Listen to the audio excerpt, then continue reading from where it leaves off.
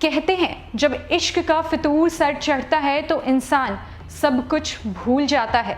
ऐसा ही कुछ किया शबनम ने अपने प्रेमी के साथ मिलकर।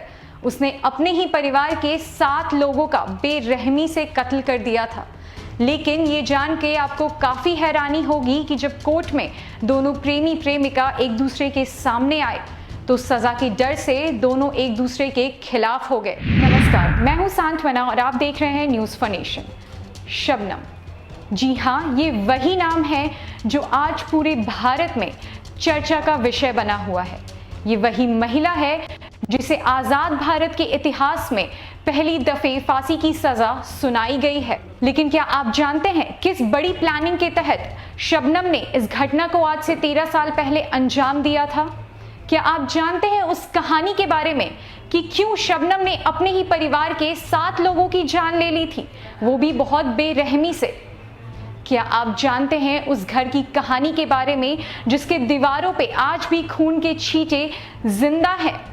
क्या आप जानते हैं कि उस 10 महीने के बच्चे का कसूर क्या था जिसे शबनम ने गला घोंटकर मार दिया था? आइए पूरी कहानी बताते हैं आपको विस्तार में। 2008 में एक ही परिवार के 7 लोगों के कत्ल ने पूरे प्रदेश को हिला दिया था। लोग इंसाफ की मांग को लेकर सड़कों पर उतर आए थे। बावनखेड़ी हत्याकांड की जांच करने वाले पुलिस अधिकारी आरपी गुप्ता अब रिटायर हो चुके हैं और एक निजी यूनिवर्सिटी में बतौर प्रशासनिक अधिकारी काम कर रहे हैं। शबनम और सलीम को पकड़ने वाले गुप्ता को वारदात से 2 दिन पहले ही हसनपुर थाने का चार्ज मिला था। वो कहते हैं 7 लोगों का कत्ल हुआ था, कोई गवाह नहीं था, मौके से ज़्यादातर सबूत मिटा दिए गए थे। ये एक ब्लाइंड मर्डर था। मुख्यमंत्री खुद मौके पर आई थी। कातिल पकड़ने में देर होती तो पुलिस की बहुत फजीहत होती। वे दिमाग पर जोर डालते हुए याद करते हैं, तत्कालीन मुख्यमंत्री मायावती मौके पर पहुंची और बावनखेड़ी में भीड़ से 24 घंटे में मामले का सच सामने लाने का वादा किया। सीएम शबनम को 5 लाख रुपए की आर्थिक मदद देने के लिए घर की तरफ बढ़ी रही थी कि मैंने उनके पीए से कहा कि सीएम को आर्थिक मदद देने से रोका जाए।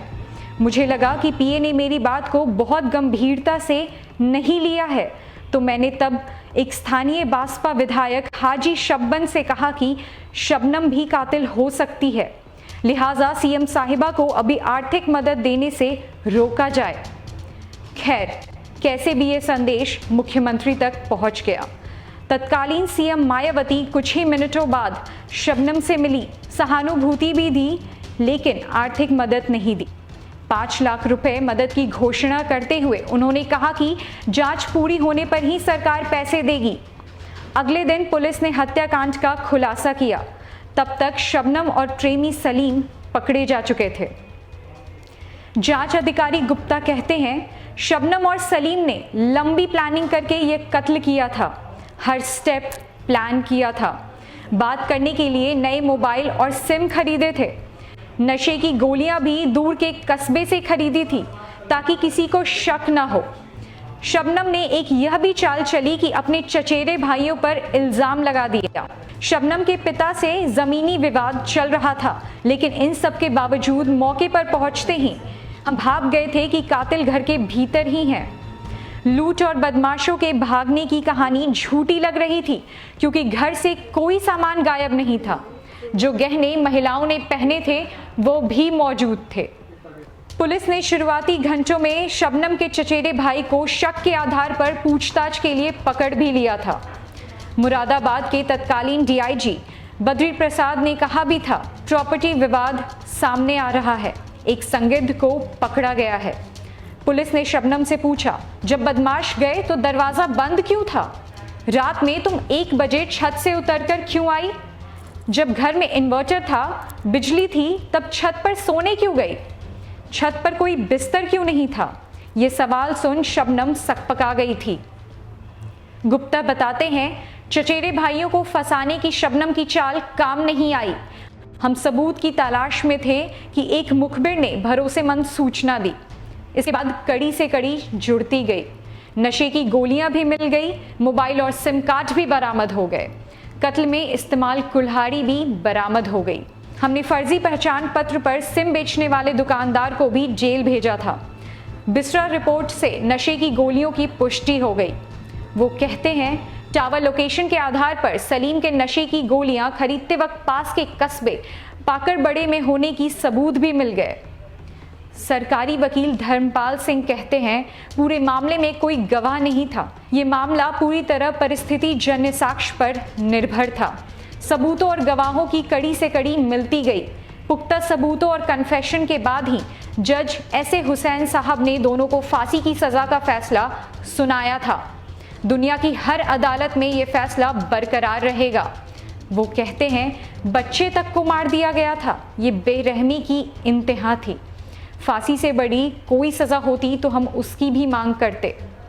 शबनम और सलीम के वकील रहे इरशाद अंसारी कहते हैं, शबनम ने हमेशा यही कहा कि मैंने और सलीम ने कोई कत्ल नहीं किया। पुलिस ने इतना टॉर्चर किया कि हमने अपना अपराध स्वीकार कर लिया।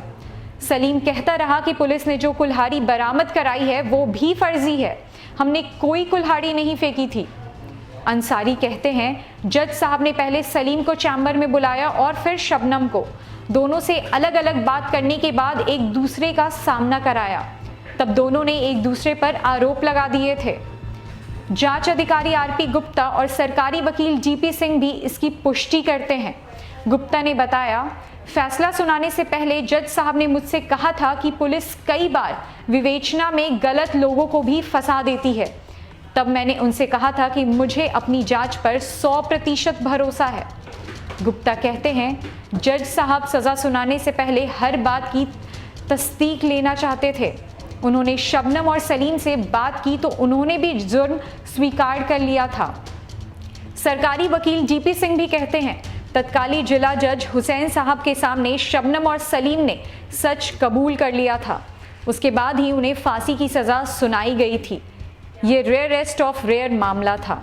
अदालत ने 100 तारीखों और 29 गवाहों की गवाही के बाद 14 जुलाई 2010 को शबनम और सलीम को दोषी करार दिया था। उन्हें परिवार के 7 लोगों के कत्ल का दोषी पाया गया था। वजह यही थी कि शबनम का परिवार उसकी और सलीम की शादी में अचरज डाल रहा था। अगले दिन 15 जुलाई को सिर्फ 29 सेकंड में दोनों को फांसी की सजा सुनाई गई थी। एक ऐसा इश्क था कि दोनों प्रेमी प्रेमिका एक दूसरे के खिलाफ हो गए और परिवार भी मौत के घाट उतर गया। आज के लिए बस इतना ही। और अपडेट्स के लिए देखते रहे न्यूज़ फॉर नेशन।